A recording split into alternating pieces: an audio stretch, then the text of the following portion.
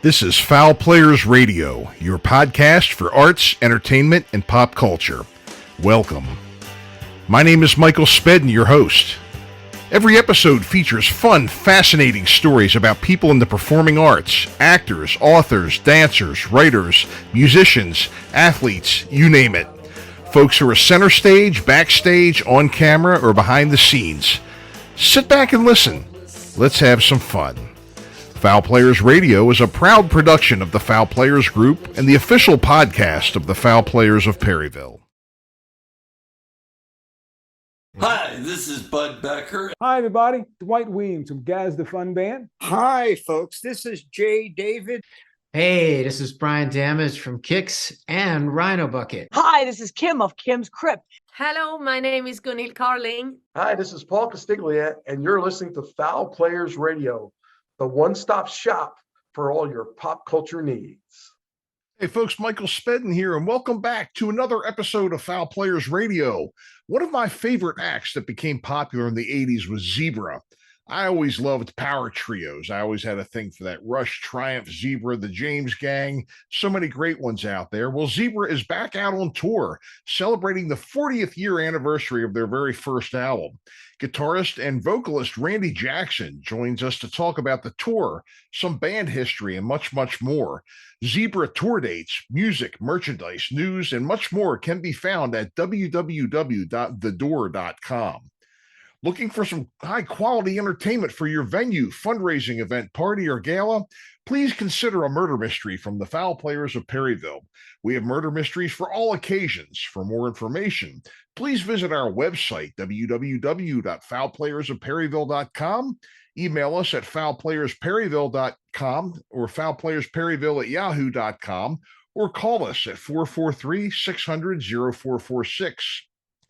Don't forget, every Tuesday, headbangers from 4 to 5 p.m. Eastern. Don't miss The Back of the Rack, The Michael Spedden Show on 97underground.com, Baltimore's pure rock worldwide. We have songs that you forgot you liked, current and classic local rock, and the classics that never die. Listen on your laptop or listen free anywhere on our free app, 97underground.com. It's a free download. The holidays are right around the corner, and I would like to encourage all of you to shop small, support the guests of Fowl Players Radio in their endeavors. Follow the links in every episode's show notes to find where you can buy our guests' music, books, merchandise, and tickets to their performances. Come out and support these artists now, and we will be right back with Randy Jackson of Zebra right after these words. Hey, you guys, this is Gina Shock, drummer of the Go-Go's. Snowman here. Hey, Mary Jo Peel here. Hi, this is Kathy Ladman. Hi, this is Jay Nedry from the Road Dogs. This is A.D. Adams, and you are tuned in to Fowl Players Radio with your host, Michael Spedden. And welcome back, folks, to another episode of Fowl Players Radio, and I am pleased to have, a fellow on here I've been a fan of for a long time. Please welcome Randy Jackson of Zebra to Fowl Players Radio. Randy, welcome to the show. Thanks a lot. Good to be here, Michael. Great. So it looks like I just got word here that you're back out on tour and you're going to be performing the very first Zebra album, cover to cover, and then other songs afterwards. But the 40-year anniversary of that album, congratulations. Yeah, it's amazing. I mean, 40 was coming eventually, but the fact that we're all still here to do it is amazing, It is. It sure is. And it looks like you've got a nice tour here. I see that you're kind of getting across the country, starting in California, moving through the Midwest and over here to the East Coast. Yeah. And I'm going to be seeing you at Ram's Head in Annapolis, Maryland, when you come through here. Cool. I'm looking forward to that. I mean, we're hitting a lot of places we haven't been in years. And I think this is the most touring we've done in a long time, in decades. And, it's been going good. A lot of people have been asking us to come to their towns, and now we're heading out there. So it's good to be back out on the road. That's great. Do you have anything? I mean, it looks like, most of the dates that I've seen are through the fall and into the winter. Is there anything planned for after the first of the year, or are you going to just see how it goes with this and then maybe adjust accordingly later? Well, we've got shows booked for next year. We just haven't Yeah, we haven't announced them yet, but Oh, okay. Okay. Well, coming great. up, we're going to continue doing that, and we're working pretty hard at it. So it's Mhm. working out. And our drummer guy, he's he's the one that has to work. Right. We're just sitting up there doing this, Mm-hmm. and he's in great health and he's playing better than ever. So I mean, as long as he's healthy, we'll probably be out there playing. Well, great. That's good to see. I mean, you're just like I said, you're a great band, and I'm sure, I mean, I've watched a lot of the things that you have on YouTube, your concerts and everything, and from more recent years, and I mean, you're still sounding great from what I can see. Still sounding great. I did see some commentary on a couple of the on the YouTube videos there. One of them was the reason I'm here is because Johnny and Cobra Kai had a zebra shirt on, and I wanted to see what it was all about. Oh. And I'm glad I did. So that's, Yeah, we got a lot of exposure to some people that probably would have never heard of the band through that, Mhm. And yeah, Johnny was a fan from way back, and evidently was listening to some Zebra right before he did his audition for the movie. And so we were flattered that he's still listening, and it was cool, very cool. Yeah, we got a lot of good response from that. That's great. And it looks like you're going to be doing some filming. You're going to be putting out a live video and also a documentary. Is the documentary just going to be about the tour, or is it going to be like more of a historical one from day one? Yeah, it's going to be a historical document, and we've already done one in the past with interviews from a lot of different people, but we're doing a second round of it from different perspectives. We have a lot of people that weren't interviewed for the first one, and we're going to record, shows from this tour and kind of intermingle them in with the DVD. So I think it's going to be great. Wonderful. Are you going to be out there with any other acts, like touring, like having somebody open for you, or tour open for them, or is it going to be strictly just you on the tour? Well, for the shows that we're doing the filming on, we're probably not going to have anybody out, but we don't have like a specific band that's touring with us. Okay. If we have an opening act, it's usually that they're just in the area, and sure, yeah. But we had Donnie V from Enough's Enough do several dates with us, so he's traveled with his band, but that was the only instance of it. Maybe he'll do some more dates with us later on. Oh, great. That's great. Yeah, he's excellent. He's excellent. I'm sure that's a great double bill right there. And you're also getting ready to record a new Zebra album. Are you going to give a sneak peek of any of that material on this tour, or are you waiting for the album to come out? We'll probably play some of it on the tour. We started working. I mean, it's been in the works for 20 years, but we're actually doing it right now, and working on the arrangements of things. And I would say you're going to start hearing some stuff, towards the end of the year. Sure. Well, that's great. That's great.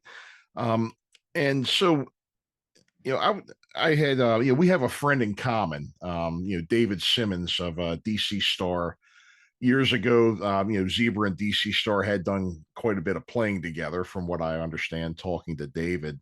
And your base was really originally in Louisiana, but do you kind of consider both Louisiana and Long Island home? I see that you have been inducted into both like musical Hall of Fames from those areas there. Is it kind of like a home away from home thing, or I guess you got your people everywhere, huh? It's two bases, and we started off in New Orleans, and we did real well down there. But the first 2 years we were playing back in 1975, 76. We got to New York and started opening up for some bands up here that got us a lot of exposure really quick. And and by 1978, we were doing well enough to where we didn't have to go back to we could just support ourselves in New York, which was a good thing. But we kept going back and forth between the two, and along the way we met DC Star. They did some shows for us up here, especially a place called Hammerheads here in Long Island, and got a lot of exposure, and they were great. And we got along great with them. They're great friends, and I saw Dave just 2 years ago, and it's good to see him still around and kicking. At this age, all of us. Yeah. What were are some of the other bands you've toured with over the years? I know that you've had several albums out, and I know in the '80s you had No Telling Lies and the original Zebra album. I guess you did go on the road and have who all were you out with? We toured with Loverboy. Oh, okay. It was the first tour we did, and that went great. I mean, we were really getting a lot of exposure. We started getting airplay, and it worked out terrific. And then right after that tour was over, we went out with Cheap Trick. Oh, yeah, and love it. Yeah, they're tremendous. I mean, I knew about Cheap Trick, but I didn't know that much about them, and really getting to see them play and hearing all the songs and getting to know them, it made a big difference. They're terrific guys and a great band. Even today, they're just rocking out. It's very cool. Yep. We toured with Sammy Hagar also, and Sammy really took care of us. That was for the No Telling Lies tour. And, that was like 1984, and he made sure we got sound checks and everything. He was like right on it. We really always appreciated that. I never forgot that about Sammy. So, we've been fortunate as far as the being an opening act. We've done one-offs with ZZ Top or Kiss and Journey and a bunch of different bands, but those were the main 3 tours that we did back when the records first came out. Survivor, and we did a tour with Survivor and REO Speedwagon too. Oh, that's awesome. Yeah. That's awesome. Yeah, it really that. I mean, you were really getting around with some great acts back then. That had to have been a lot of fun. Any particular stories from working with those guys stand out? The one that always stands out to me is that, like I was saying, Sammy was making personally sure that we got a sound check. And after we had been out with him for about a month, things started slacking off a little bit, and his road crew wasn't getting set up quick enough, and we weren't getting the sound check we were getting in the beginning. And he had heard about it, got wind of it, and came out one day, by surprise, and just chewed them all out, while they were setting up, telling them they're going to go right back home if, they don't straighten out and get things set up for us to get a sound check. He says, because it's no good for the opening act to sound like crap. Why do you think we have them out here? They're here to warm up the crowd. That's not going to warm up the crowd. So, good businessman. I mean, it was, and he's right. It doesn't do anybody any good, even him. It's not like it's not a battle of the bands here. It's a show. And, and that's why we were out there to warm up the crowd for him. And he was serious about it. So never forgot that. That's a great point that you bring up here, because a lot of times that does happen in clubs and with on some tours where what is the point of just even having an opening act if you're going to have that, if that's the way it's going to go, you're going to make them look bad. It's not making the concert any more enjoyable for your folks, when you bring them, when you come out to play. I mean, you're basically giving everybody a headache for 40 minutes before you come out, and it's just really not a good strategy as far as I'm concerned. I agree with you there. So with Sammy Hagar, and you mentioned Loverboy. Yeah. That was, they were really hot at that time. Yeah, they had a lot of hit songs, and they were a lot of fun. They were more hit oriented than we were. We were a little bit heavier, more like what I'd call back in the day FM radio as opposed to AM. Yeah. That. And but what great songs, and they were really good guys. I think we got the tour with them because there was a guy named Don Fox who owned Beaver Productions down in Louisiana and promoted a bunch of shows for them, and I think he got them a opening slot with Journey when they first came out, and then he took a real interest in us and got us an opening slot with them. Which was it was nice. So right, gotta give credit where credit is due.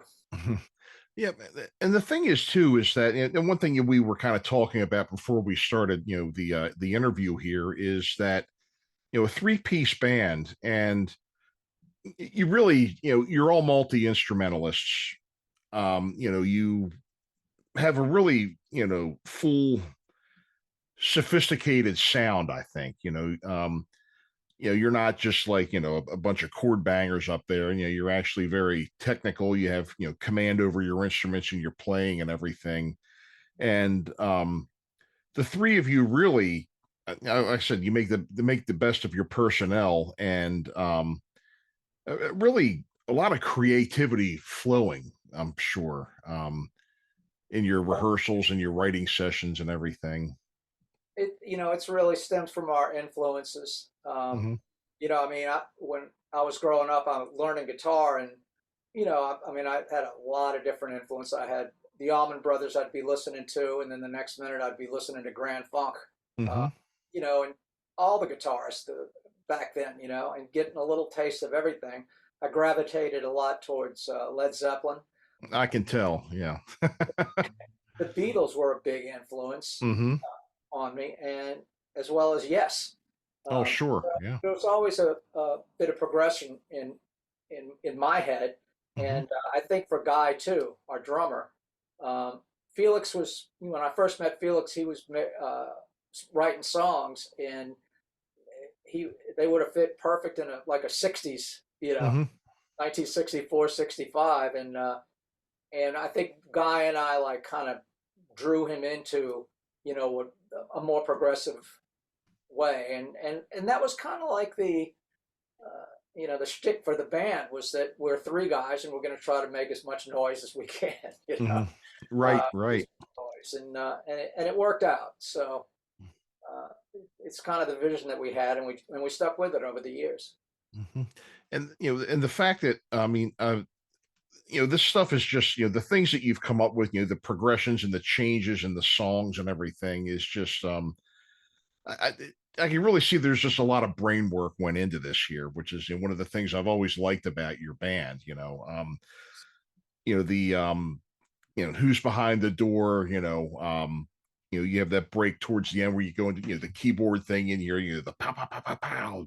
That is just, that's probably one of the greatest breaks in a song ever, I think. Well, thanks. That was a synthesizer, the first synthesizer that we got, and I was learning how to program the thing, and I found a way to make this explosion and just thicker and thicker.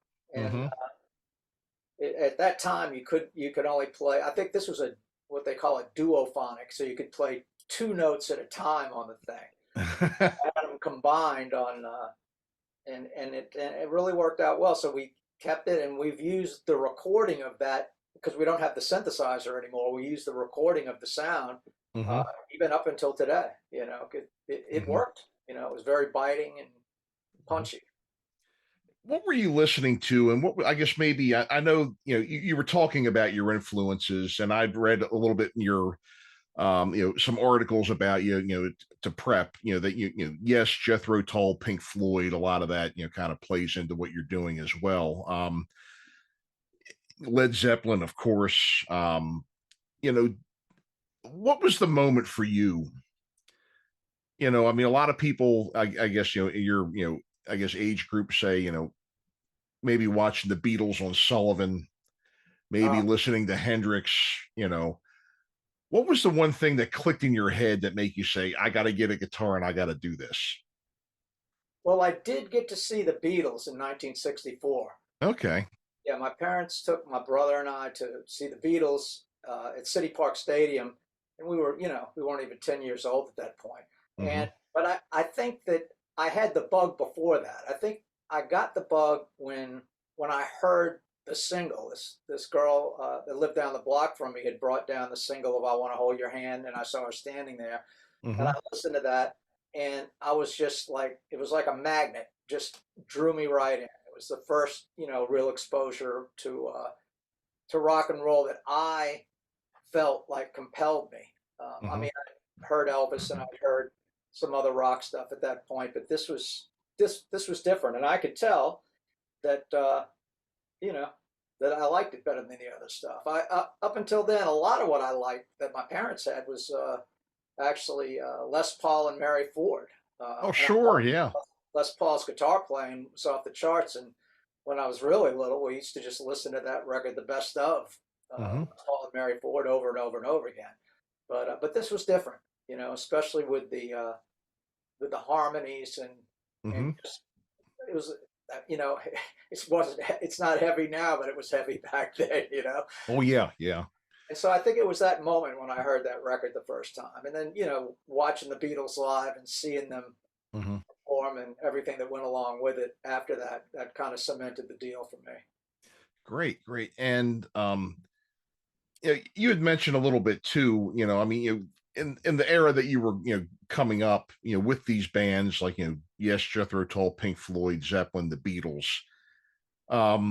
so much experimentation was going on too, all kinds of things, and all kinds of, there was probably a lot of things that we ended up listening to from that era that happened by accident. Oh, I think so. You know, may have happened by accident, or just from fooling around, or like just trying to.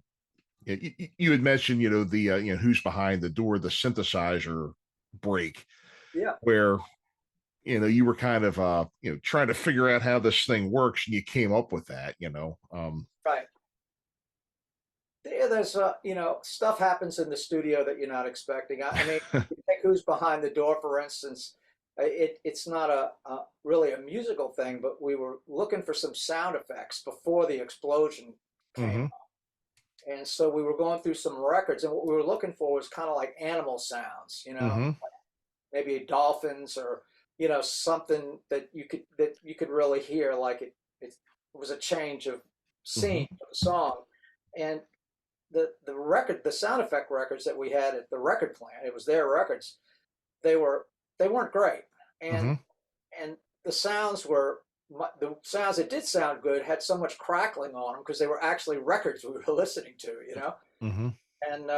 And we spent a good amount of time listening to this stuff, and then we ended up on one side of the record were the actual, just the sounds, you know, like it might have been a cow mooing or whatever, and then on the flip side there was a narrator that narrated for you what the sounds were going to be, but they were the same sounds as on the flip side. So we liked the narrator, and we took the narrator and we put his voice in right before the explosions. We ended up not doing anything with the animal sounds, but people are always asking me, what is that you're saying? What I said, it's not me, it's the narrator saying, this is the sound of thousands of snapping shrimp.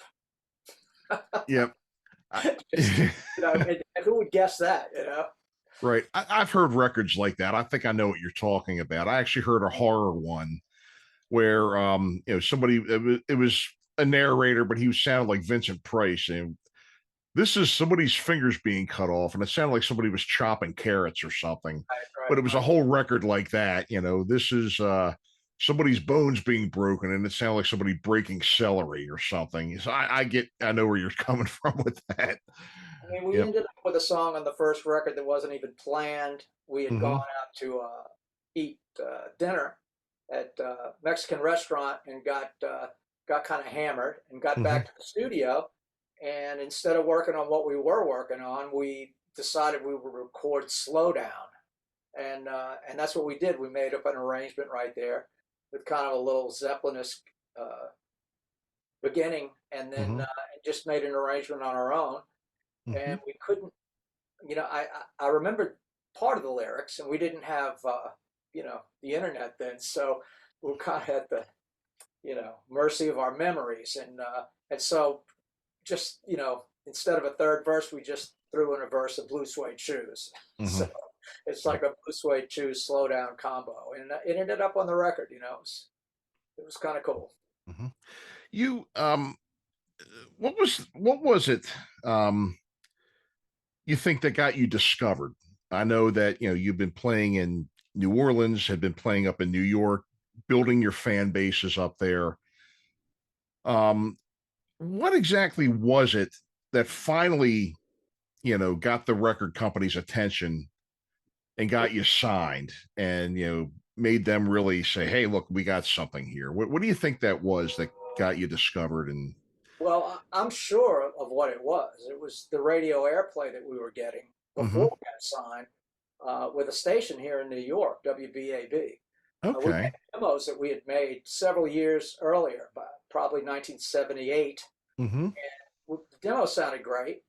They had been shopped already to a lot of different labels, Atlantic being one of them, and we were turned down by all these labels. But at the same time, we were playing 5 days a week, you know, drawing thousands of people and making a lot of money. And we were like, well, we kind of figured, you know, it wasn't going to happen. If they didn't like this stuff, what were we going to come up with? And so we were just kept playing.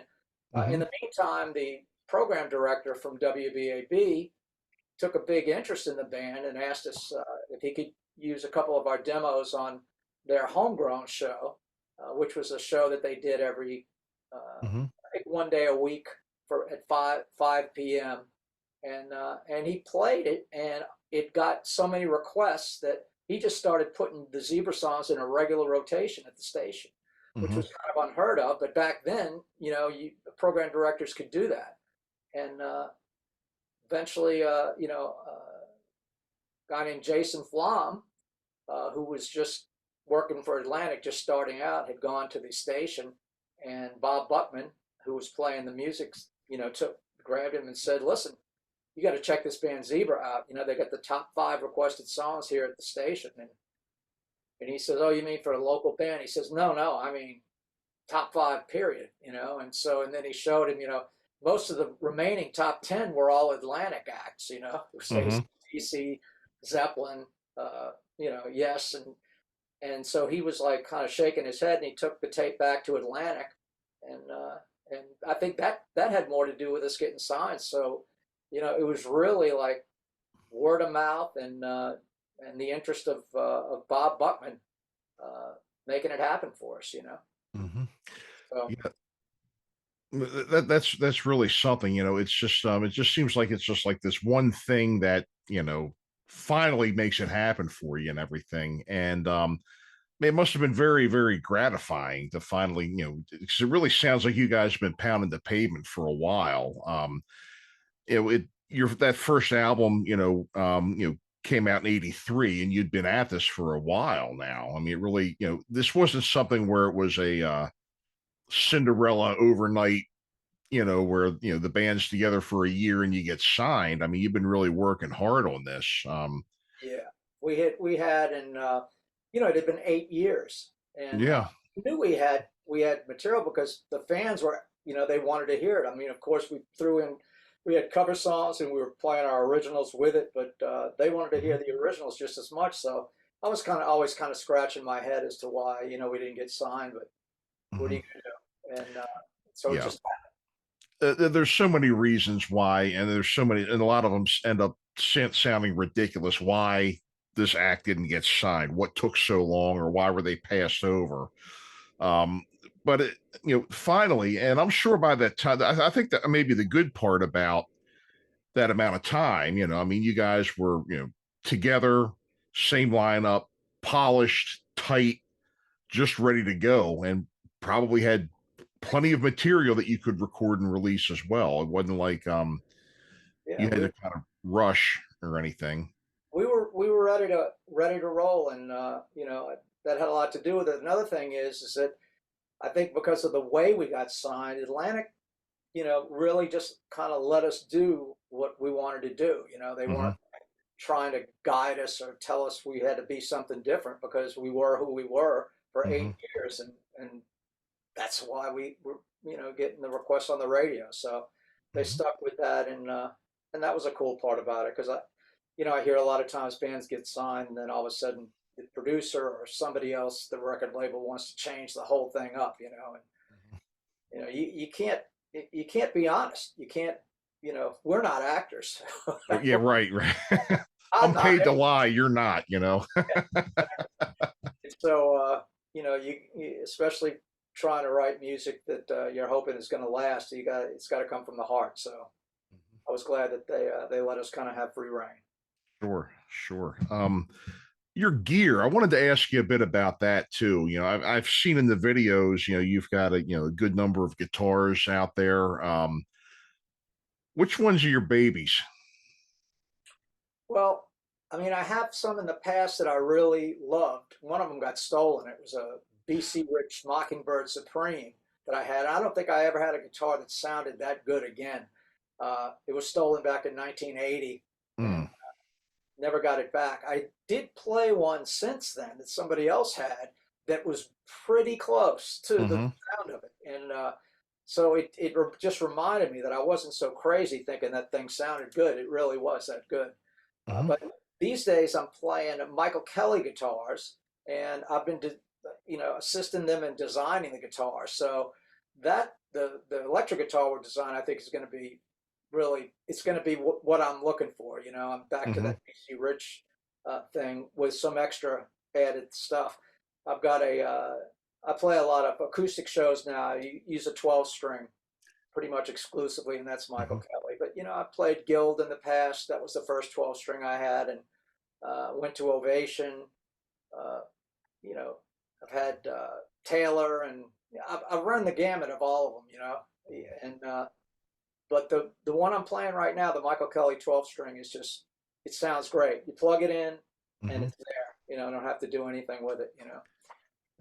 It sounds like you've kind of run the gamut. You've had all kinds of them. You're not, some people, I'm a Fender man, I'm a Gibson man, and Some quite a people few. stick with the guitars they originally played with, which isn't a bad thing. But I've always, wanted to kind of see what else was out there and what was going on. That's what got me into the BC Rich, was heading out looking for a guitar to replace a Gibson Les Paul that I had that had gotten a little bit of damage. And when I got the guitar, and I just kept playing it. I used the Les Paul in the studio a little bit, but I didn't really bring it back out again and use it at live gigs. So ever since then, I've been, an experimental man, let's say. Sure. Have you been overseas much with your stuff? You're touring. You had mentioned a lot of the bands that you had toured with. How does Zebra do in Europe or Asia? Have you been in those continents? I've been there. The band never toured. Okay. Toured over there. We could have, when we went out with Sammy Hagar, we had a choice of touring with Sammy or doing a tour of Europe, and we chose Sammy, and then just no offer came in after that to do it. And we kind of stayed here during the third record, and we did sell records over there. I get, contacts from all over the world from it. I went to Japan and did a bunch of acoustic shows over there, and there were a lot of Zebra fans with their albums and stuff. We never had haven't done that yet. Not to say we won't. We're still here, but yeah. Sure. Is there anybody out there? I mean, again, you've had Zebra all this time. Is there anybody out there that, if you could put together like a dream team of maybe some folks, outside of Zebra you'd like to collaborate with, or somebody you think you could kind of make some good magic with, who do you think that would be? I mean, people that are still here, I mean, I would think, it'd be great to write a song with Paul McCartney. I'd just like to see what the process was like. Yeah. Probably Jimmy Page or Robert Plant, because they influenced me so much. Oh, yeah. Yeah. And I think they'd be at the top of my list. I mean, I could think of, any of the bands that influenced me. I'd probably like to just get together and just, hang out and see what the process was like with them, because it's always usually a little bit different with everybody, the way they approach songwriting. And so, yeah, I'd say that's who they'd be, Do you have a bucket list of anything, of like, maybe, a room you'd like to play, an area you'd like to perform in, a place you'd like to go on tour, or anything else left, that you'd like to accomplish that you haven't yet, maybe? I could, I could have several buckets of things I'd like to do, but I don't look back and regret anything at this point. Oh, sure. Yeah. Things could have gone differently. We could have started touring and just been away from home. I've got a great family. I've been married for 42 years now, and who knows if that would have, happened if things had been different, So kind of worked out as far as life goes. It's worked out well, and I don't regret any of it. Right. That you just mentioned, you've been married for 42 years, and you're a musician. That tells me you really picked a winner, because it takes, and I know this, I've seen it from a lot of other people. Especially if you're in the arts and you do a lot of performing and you really, have to put a lot of time and energy into this. If you have somebody that does not understand how much of a part of you music is, it doesn't last, you agree? Yeah. I mean, it can definitely pull you apart. And I think, somebody with just a normal amount of jealousy might not even make it, Sure. first, whatever, 3 or 4 years of marriage. But my wife was, she understood exactly what I was doing.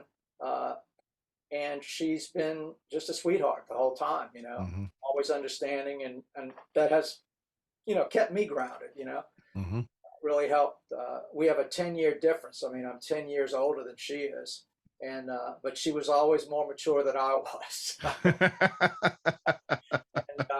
And that's what's made it work for us, and not expecting, anybody to change or needing to, I didn't need her to become anything or not, or lose any habits, because she didn't have any.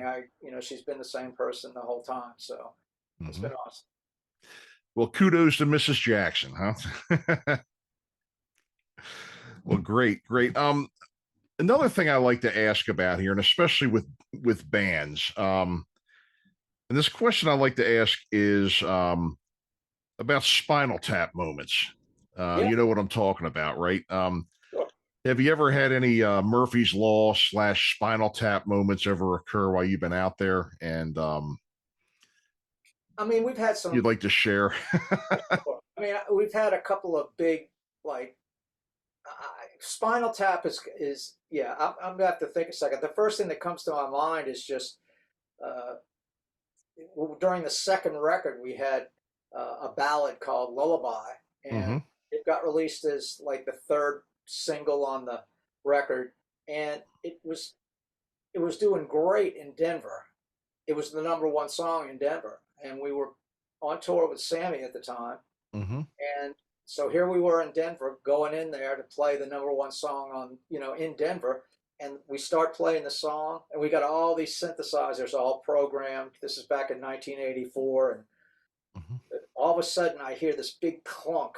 It sounded like you were mowing a lawn and somebody stuck a metal pipe up underneath the lawnmower and stopped it, And it was the building, going off and on with all the power.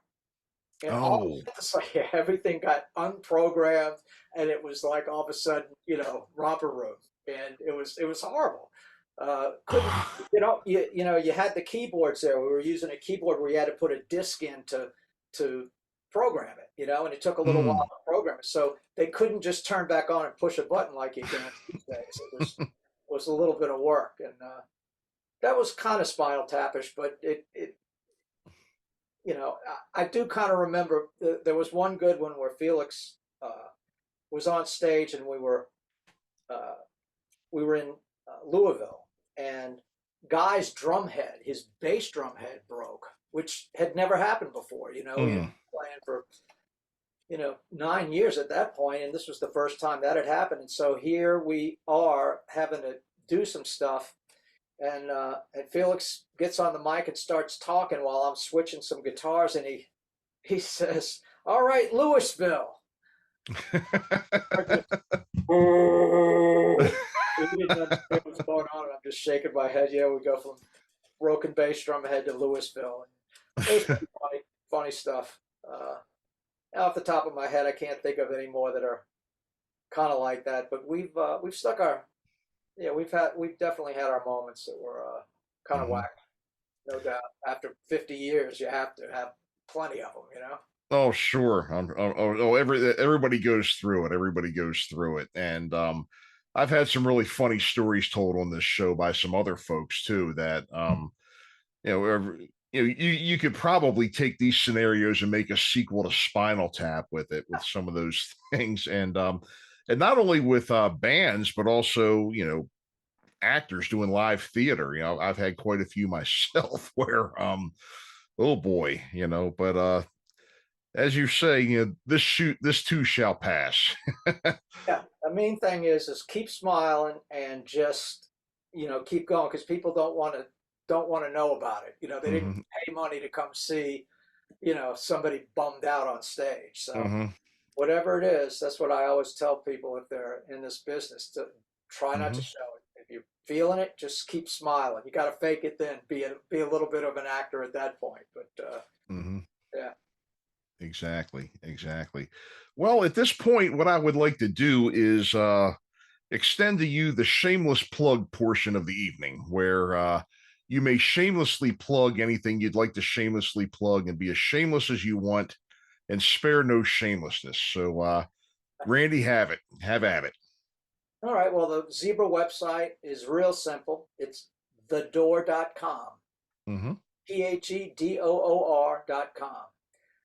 Well, Zebra.com was not available at the time. Somebody else had taken it, but it was a long time ago, long enough for the door to be available. So we took it because of Who's Behind the Door.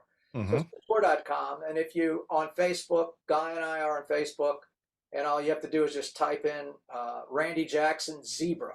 Randy Jackson Zebra, or Randy Jackson of Zebra, and you can find me on Facebook.